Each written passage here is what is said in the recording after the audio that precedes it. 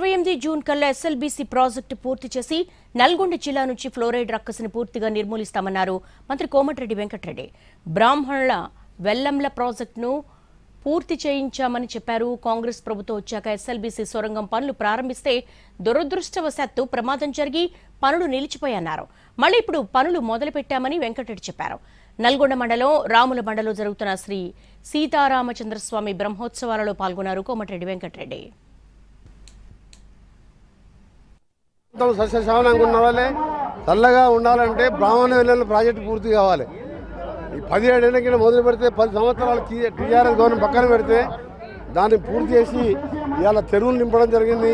వచ్చే 3 మాసాల్లో మరొక 200 కోట్లు ఖర్చు పెట్టి లైనింగ్ చేపించి ప్రతి ఎకరానికి సాగునీరు ఇవ్వడం, ఈ నల్గొండకెళ్ళి మున్నోడుకు ఇక్కడ పోయి రోడ్డు కూడా డబుల్ రోడ్గా చేయడం, ప్రతి అభివృద్ధి కార్యక్రమం ఇవన్నిటికంటే ఎక్కువ సొరంగ మార్గం 2000 కోట్లు. ఆ సొరంగం వస్తేనే మాకు నిరంతరం నీళ్ళు వస్తుంది.